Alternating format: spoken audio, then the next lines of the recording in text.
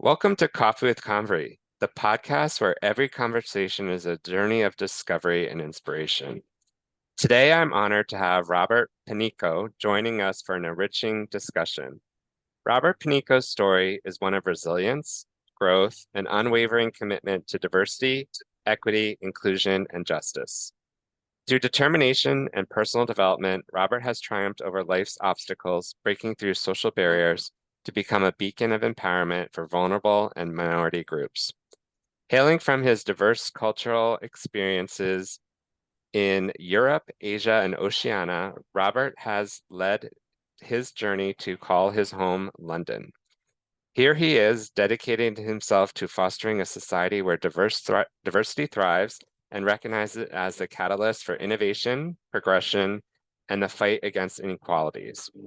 From a professional background spanning roles as a coach, mentor, and advocate for equality and inclusion, Robert's advocacy has touched countless lives. Whether it's championing transgender inclusion policies or supporting victims of homelessness, Robert's commitment to social justice is unwavering. Achieved academic certification in ED&I and PG Cert in global cultures, he has accreditations as a facilitator and currently pursuing a master in applied positive psychology and coaching in the University of London, where he is also coaching for success with students.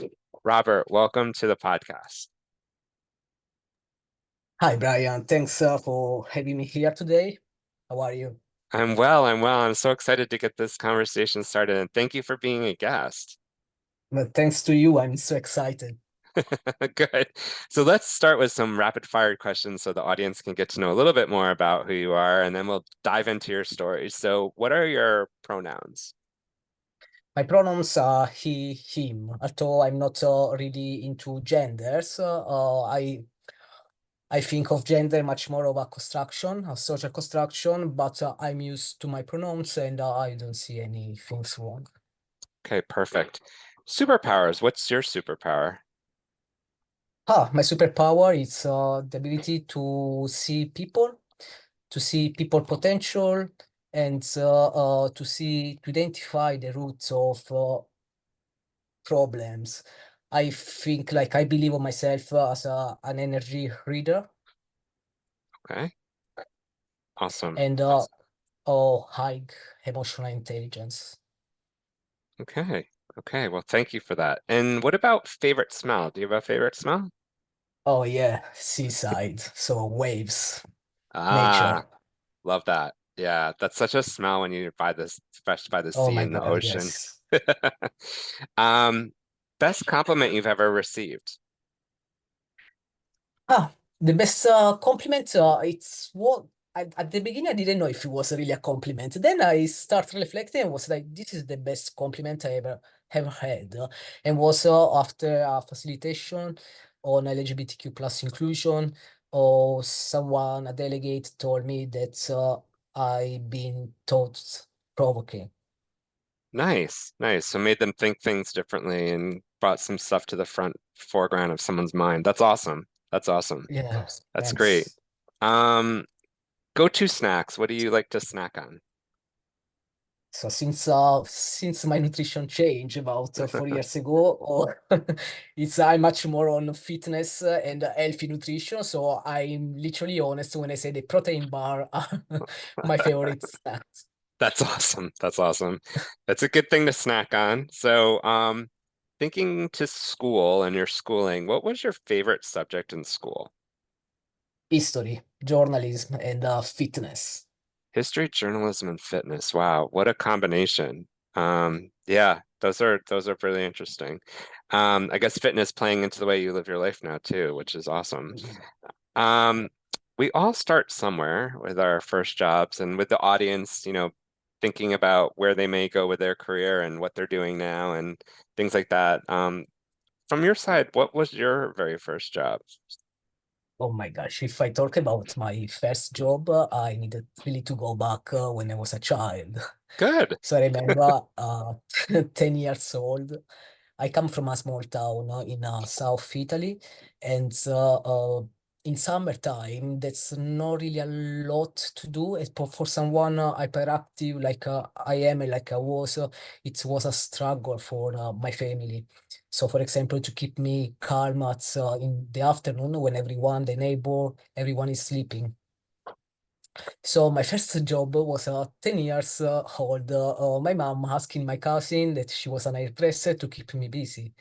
Then again, 11 years old to a supermarket, a food market. Just that she literally was going around to business owner asking, "Can you please keep her?" I was at the time Yeah. busy for summertime, at least for the morning, early afternoon. Gotcha, gotcha. And so you were actually a waiter too? Is that kind of how it all like, Then yes, then my first job like with a little salary was between 14, 16 years old. I was a waiter. okay, okay. Awesome. Well, very interesting upbringing. I know we're going to get more into that. If you had to pick something to describe yourself, how would you describe yourself to someone? If should I pick just one word, I'll say transformative. If I Transformative? can go on a few other words, I will say sensitive, resilient, and highly energetic. Awesome. Well, those other three words go very much with the transformative approach to how you live life and how you influence Exactly. others and help others. So thank you. Wonderful to get to know you a little bit more there. And now let's jump into your whole story. So if you could start with maybe reflecting on your upbringing, your childhood. Your journey involves significant personal growth and transformation, as you said, as being a transformative person. Could you maybe share with the audience where it all began for you? Yes, of course. So, like I was just mentioning, I was a child, a very hyperactive child. When I say hyperactive, I mean really adrenalinic. So, basically, for example, my bedroom had a door. The door was giving just literally to the exit to the street. This door was then changed with a window, so it could prevent me to leave home to run away when everyone was sleeping, for example. And Mm, then my room was completely changed and moved into the inner house. And so this this energy, all my energy led me to trouble very quick. Already since I was 14, I start with toxic behavior. Toxic behavior or like smoking cigarettes and smoking weeds. And everything's then become much more escalate when I was 16, basically, because I had so many challenge like myself first of all, and then also within my family. It was my family was very dysfunctional, and today I recognize that this wasn't just because the environment was a toxic environment, but today I can reflect on the fact that my family was impacted by inequalities as well as from neurodiversity. So mm, this combination was unable to let me flourish. And so my behavior was really challenging for my family, really challenging for schools. And at 16, after there's so many fights that I was having in my home, I literally ran away, went to my social worker house, knocked her door, and asked, please take me away from home. mm. And so from Wow. there, yeah, it was like literally like that's why I say I'm sensitive. It was literally like a sensation about my future, what I was going to face in my future. So I want to live. I was suffering. I couldn't really consciously think about what I was feeling like today. But yeah, I could perceive probably that my life wasn't going great. So and then since there I've been changing four care homes because of nothing really changed from my home to my first care home. I was just changing house and being with educators now living with someone that was responsible for my care but still unable to empower me. Hmm. And so my marathon at 16 just starts. It began 16, and where I changed the first care home. I worked the youth justice system, and so for my antisocial behavior. And again, another care home after the youth detention. And finally, I've been moving to the fourth care home where I stay for 4 years until my 19. Okay. Yeah, so thank you for sharing your background story. And I know it's very raw and open, and thank you for sharing so much about your experiences and some of those which are really tough. Obviously, given your current your situations and the things that you had to face and deal with. Again, I appreciate you being open and sharing. I also read in one of your blogs about a childhood episode involving football stickers and your father's reaction. Could you talk a little bit more, delve into that experience and how it impacted your understanding of gender identity and started to shape your very own journey? Yeah, I don't think that I had all the understanding at the time. I was a child, I was a Of teenager, but course. I'm much more, I have a much clearer picture today. I remember that day, I really remember, I don't know even how I was remember, still remember the emotion of that day. I was running toward my father. My dad was just back from work, and I was so happy, so enthusiastic because I just purchased footballer album. However, my my dad was expressing his anger toward me because girls don't play football, girls don't uh, watch football, and so we don't have girls Wow. don't have yeah, album, and that I think for me was the beginning of the increase of my challenging behavior because I couldn't be myself, so I couldn't express my authenticity, and probably that has literally changed my perception toward gender. Now, or like I want to be very, very sensitive with the words that I use because being a trans person is a very unique experience. It change. That's different level, like in life for everyone, and everything's different level of growth, understanding, and consciousness. So today I'm very aware by reflecting, by seeing back all these episodes like this with my father and the footballer play album. I can reflect and see that my transition has been a way out of oppression. Gotcha. That was my way to become myself. If I go back, I will do my transition again. Transition was for me vital Hmm. because was the only way that probably still today I have to let society see me how I see myself, treat me how I want to be treated, taught how I want to be taught to. Amazing. And do you mind so just sharing a little bit more of with that experience? And I know we have many listeners who are part of the LGBTQ plus community. And as we know, each of those letters is a significant yet different experience. When you were going through that transition, was it at the age of 1916? Did you, or was it later? Mm. It was at the beginning was a really tough journey because at 19, as I say, in the last care home for troubled young people, I was there for about 4 years and I left at 19. At 19, rather than going back home, which is a town in South Italy, I left the country. Okay. I literally left the country.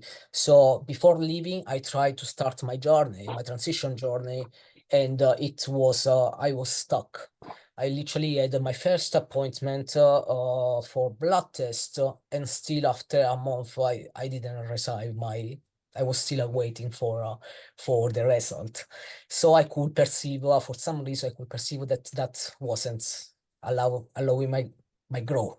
Hmm. I left to Italy, I left to Switzerland, and still I tried again with Italy because from Switzerland to Milan, which is north of Italy, Was a really a brief journey by train, about 2 hours, and the situation was literally the same. The health system is overwhelmed.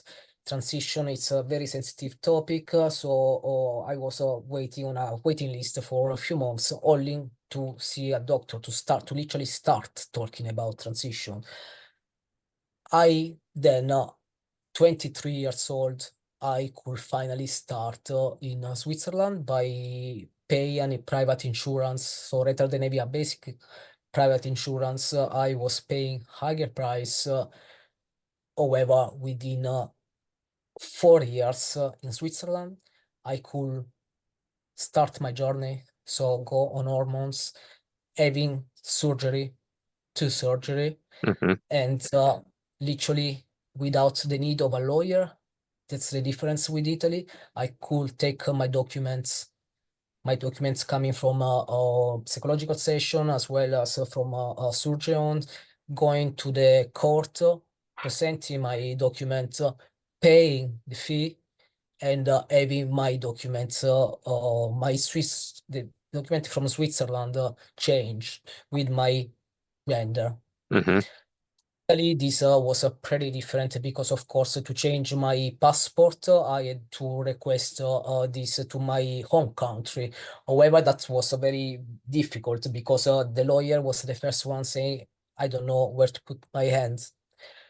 I paid my lawyer about 5K, and he was able to change my passport only 3 years later. Wow. Wow. Think that one situation, something challenging, like some cultural stigma that happened while we are waiting is, for example, I had my ticket for Vietnam, and I went in Italy. I went back to Italy to apply for my first passport, so with my Mhm. old gender. The police the police officer was talking to me and couldn't really understand the situation. He got up, he left, and he come back with two more officers, and they were all together telling me, "Why do you want to have a passport? You shouldn't have a passport. You could have your passport later on when you change your gender, when you complete your transition, so you don't have problems when you go outside."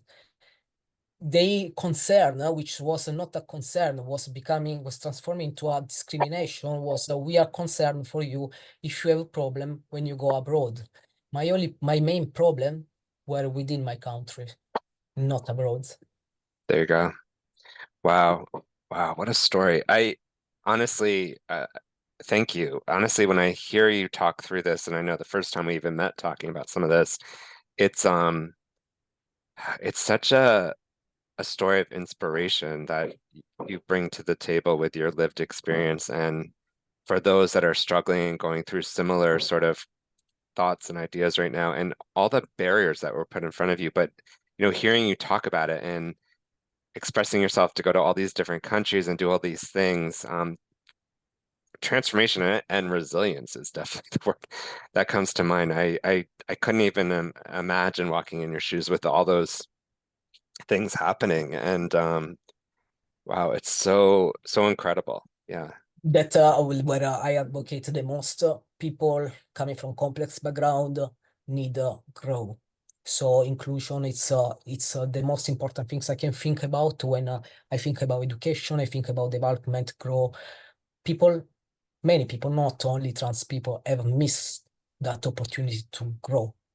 It it's the key life lesson right there. Yeah, 100%, very insightful.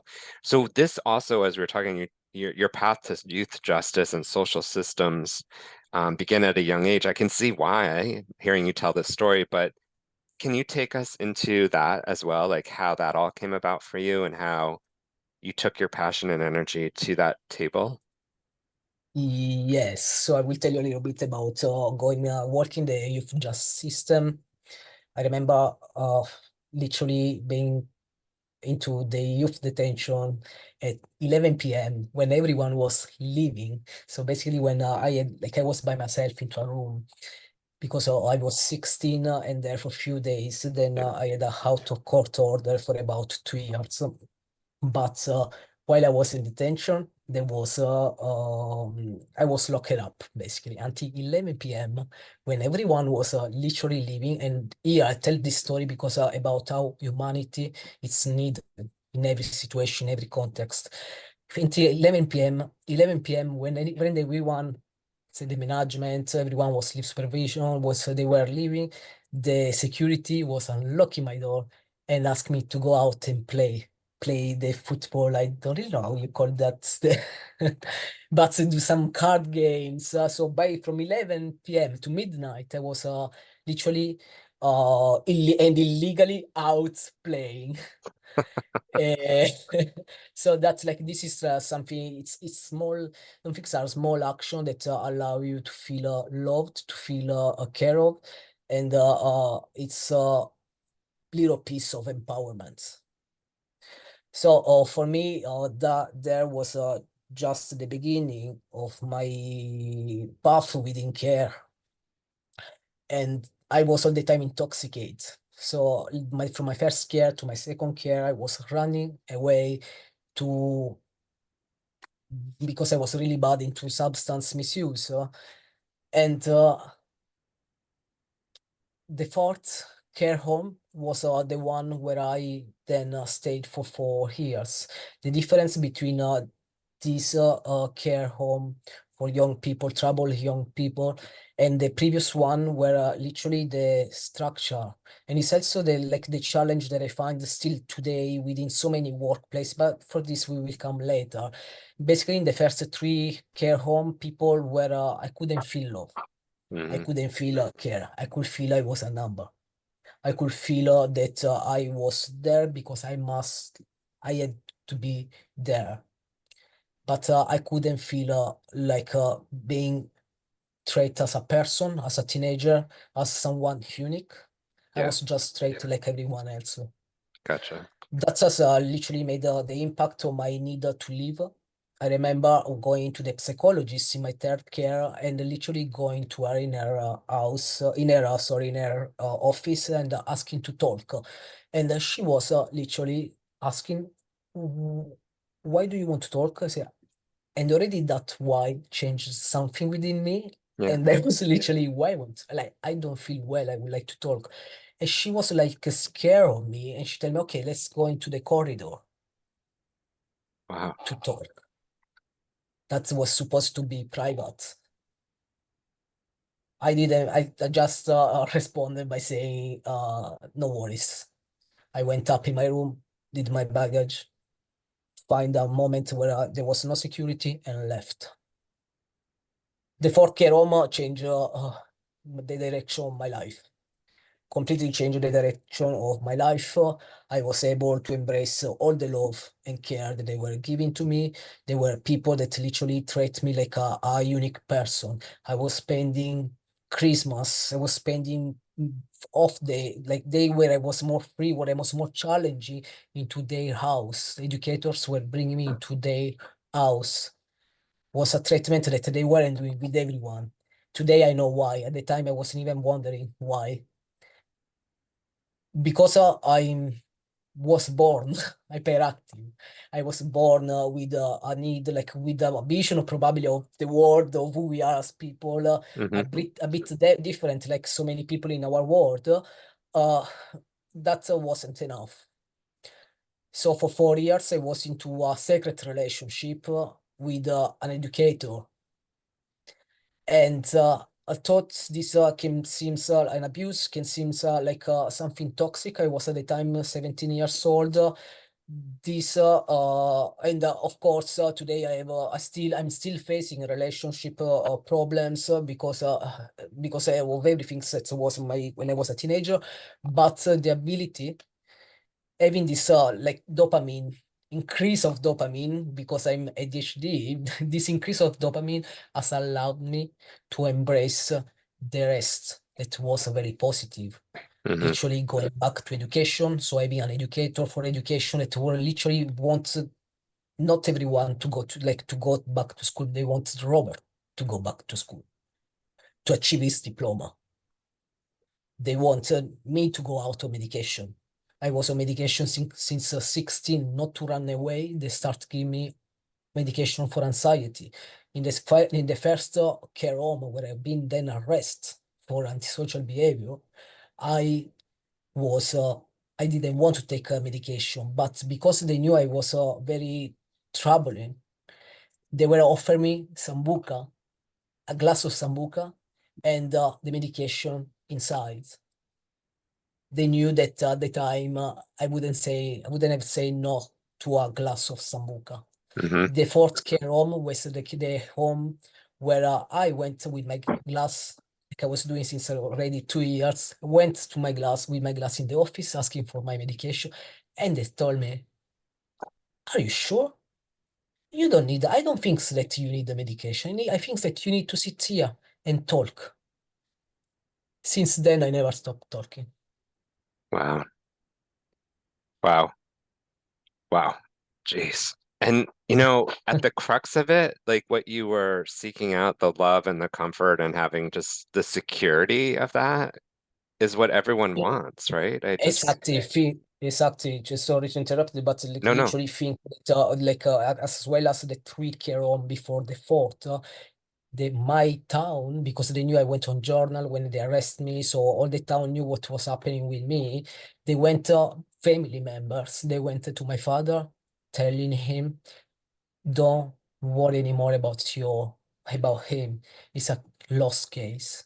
My father was the one coming, looking for me in towns, from town to town, and coming to the detention center with a bag full of chocolate for everyone. He's the one that went in care home on the Woman Day with a tree, not with a flower, with a tree, and he plants the Hmm. tree for all, because at the time I was in a care home for girls, for young girls. He plants a tree for everyone. Oh, wow. That's special. That's really special. Um, so as you transitioned to London, right, in 2019, that was a significant turning point. And I know there was other things that were going on. I know you want to talk a little bit about Australia too. Um, what was that time like in your life in that part? My gosh, that was, I think, the most empowering time in Okay. my life. I left, I moved, like, since from Cairo, I moved to Switzerland. In Switzerland, I've been there for 6 years. I was working as a chef. I started my career as a chef, working in a five-star hotels or two five-star hotels, become a chef de partie. However, I was failing to drugs. So I was happy. I was fine. I was again, and this was my necessity, was my need of dopamine. My friend, everyone in hospitality, most of the population in hospitality, especially chef, they do alcohol, drugs. It's pretty normal Yeah, it seems like for that's the them. environment. So you're like kind of right back in it then. Oh yeah, that's it's a very it's pretty normal. You need like that's long hours, stress. You can't literally like you need to help yourself. But the things was my colleague, my friend, they were doing drugs every sometimes the weekend on party. I started doing drugs day one. I stopped doing drugs the last day after 6 years. So literally I was into drugs just to be like them, just to today. I know, and I didn't know until last year because of that. It was my copy strategy for to deal with social context. Yeah. To deal, for example, I was the one like today. I always been, so I was the one speaking out. In Switzerland, there was like many other countries, there's a lot of migrants, and I was pretty well in speaking French. While there was someone else that he wasn't very an expert into French language. They were joking on him all the time. Also classical. In the kitchen, there's lots of toxic masculinity. Mm. So playing, joking on the most vulnerable. And I was the one just getting up, going out to the chef, to the head chef, and that was a me and say, why you don't play with someone that can understand you? That was a piece after another that led my sense of shame, my imposter syndrome, and my need to live. I left, thanks God, I left for 15 years. I ran away from everywhere. And I say thanks because I'm not God, thanks to myself. Yeah. Because otherwise, I know, like I will tell you later what has happened when I stayed, when I forced myself to stay 2 years ago. Everything's was I was we could talk about the social model of disability, but I don't think so we have time. Yeah, no, it's well, thank you for sharing that too. And I have to ask you though, what's your favorite dish to make? Do you have a favorite The dish? dish, oh, not really a dish. I love doing barbecue. Barbecue. Okay. Barbecue, yeah. Everything? Just Yeah. what kind of barbecue? Oh, like anything's like from meat, like from chicken to pork. I think so. I eat pork usually only when I when on summertime on Yeah. barbecues. Yeah, and barbecues. That's awesome. Otherwise, as a classical Italian, I love pasta. I love pasta with the thousand of sauces that we can make. That's awesome. Um, so I Yeah, want to can ask, you? ask you a little bit about your relationship, and I know that you've shared this, and I wanted to get some thoughts around this to also share with the audience. But being a trans man in a relationship with a wonderful trans woman, what do you think is the biggest misconception about you and your relationship?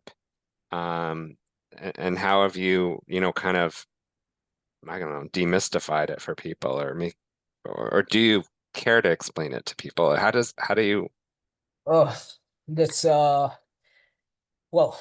I So know it's a you whole big one, your so question is about a relationship between trans people yeah, so that you're, you between know, yeah, yeah, yeah, and that's yeah, they can go also because I'm in a relationship with also a transgender woman, and I can tell you like how triggering, how challenging has been the beginning of our story, which is still, but again, like we are lucky of being out of towns, for example, where there's a yep, lot of stigma, misconception. We are able, like I've been able in the last 5 years to embrace a lot of personal development. So we have a different mindset, which is allowing us to keep working on our relationship rather than breaking up, rather than doing something like that. It can't apply to us as individuals, as diverse individual.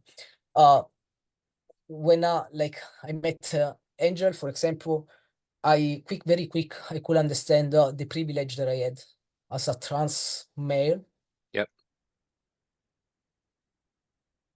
rather than being a trans woman. That was hard, was mhm, literally hard to come to this consciousness because I was the classic person. I was a cultural arrogant. I was really full of me, full of my ego, because I knew that I break so many barriers, that I've been traveling a lot, that I've been learning language. I knew people, I met 1,000 people, that I was why people need, for example, networks. Why people do need a safe space? People don't need it. People are marginalizing themselves even further. They don't need it because I thought I didn't need it, which was wrong. Was again misbelief when like a lack of awareness. I met Angel and very quick I could understand that she was experiencing much more discrimination, overt discrimination because of the simple reason of appearance. She could pass as a trans person. I was passing as a cis man, yep, and no, she doesn't. So of course, what happened that when when you have a complex experience in life, this impact all on your life. So yeah, of no, course, no, thank you for touching upon that a little bit. I know it's a very personal thing, and I didn't want to go too deep into it. I have friends and people in Toronto and others that are um, in relationships and they're so complex, right? It depends on the situation, the person, where they are with their journeys and all that. But I think it kind of leads me to my next question about like inappropriate questions and facing sort of these exclusionary microaggressions and stuff because people just don't understand. And I don't feel like personally, we have to explain everything to everyone. There's a lot of, you can read on stuff, you can get educated about things. For listeners that are listening, if you're, want to be supportive and a true ally, there's a lot of things out there to support you. Um, so sometimes that can be a challenge as well. But have you, uh, have you worked through some of that with inappropriate questions? I know people are, human beings aren't perfect, as you said. But what are your thoughts about that as far as, So inappropriate question. It's like the same. I can link like about what I was just saying yeah, about discrimination. It's actually uh inappropriate, like for myself, for someone like me that I've been overcoming. I'm an overcomer yep, today. Any question wouldn't touch me because I'm open, because I've been overcoming my fears, everything that we can imagine someone can face in a complex with a complex background and experience. But like microaggression, it's also asking, of course, the typical question: Did you have your surgery? Now, for someone like me, it's can literally come into you and say, please, which I say a lot of time. I know this is coming from your ignorance, and yep, this should be the best question. I gotta give us a few options if you really care and want to know. But think about someone like a trans woman, which has this question, this little microaggression every day, probably workplace, friends, everywhere, and even looks, staring. yep, That is a microaggression. That is as a consequence is impacting everything. This is also impacting the opportunities, future opportunities. Because if we think, how do we have opportunity? Opportunities doesn't come to us. They don't. Opportunity don't come to us. No one come to our door, knock our door. We go and we open doors. But when someone is experiencing microaggression and difficult, really difficult life experience, yeah. they won't be able to grow within them. That's confidence, that's self-esteem that is much needed for all of us, for all humans, not only for trans people, to go and open that door. You're right, 100%. We need more Roberts in the world, I'll tell you. Let's talk a little bit about, I know these events have been, like very traumatic events growing up with, but also you've had experiences with neurodiversity as well. And I think more and more people are talking about that than I have seen in the past. But like, how has that helped you in your journey and those experiences? Because that really, yeah, how's that influenced your journey?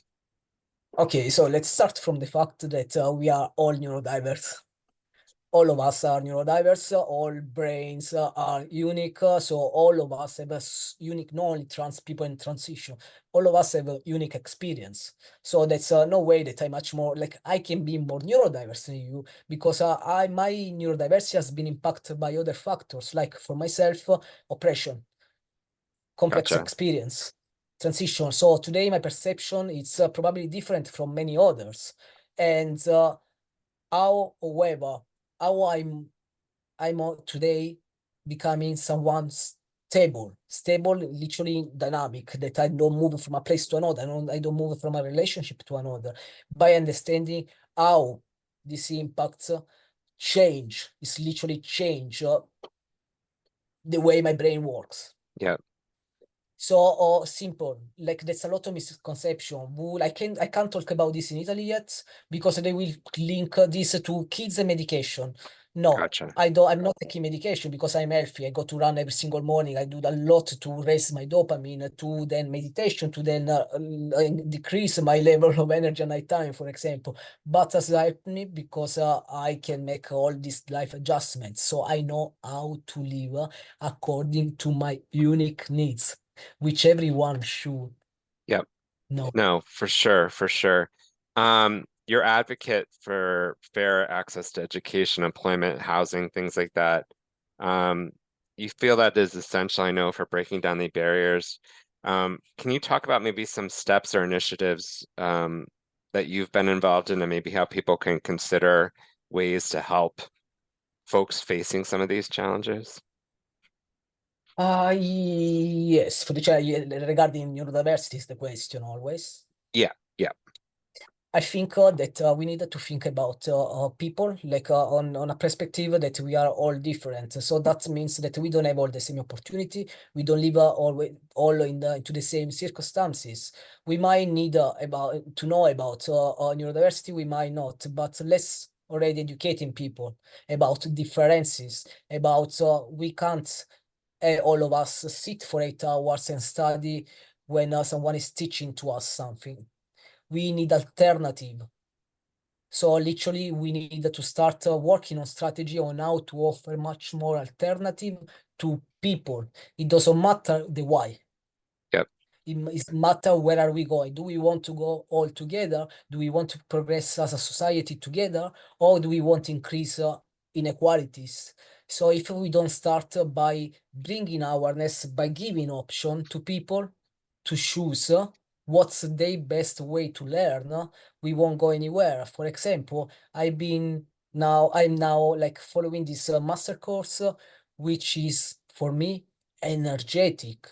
I'm there 10 a.m. to 4 p.m. on a Saturday, and was last week that I got up at 4 p.m. I told the lecturer, "Thank you." I literally said, "Thank you." I feel energetic, good for and you. that is not normal for me. Like me, like in a room without fresh air for from so many hours would have been so disempowered. I would have needed then 2 days to just go back into my full potential. Yeah, yeah. My gosh, that sounds like it really impacted you. Awesome. Oh yeah. Um, what do you, I know this is kind of a question I'm thinking about is like, thinking about the people listening to the podcast today and thinking about maybe a young person who's thinking about who they are and wondering what they might want to be thinking. Do you have, and I know everyone's experience is different, so I don't want to really put you on the spot, but I just wanted to ask you if would there be an advice that you maybe would tell maybe your younger self that could also Yes. help someone listening to this podcast? Um, yes, to young people, I would say learn love, love, acceptance, and care. For a simple Perfect. reason, we have a lot in today. We have a lot to be distracted. We have a lot.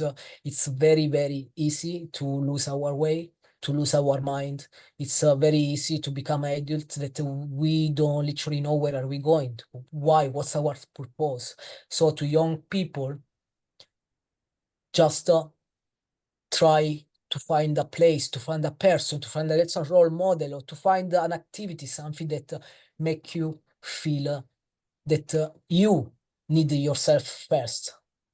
And how do you know about this? You know about this when, of course, you start caring and building, you start understanding a little bit, hey, I'm taking this step and no one else is looking at me. Yeah, I'm doing this because I want to go to that objective. Give me a sport about sport, education, any passion, anything.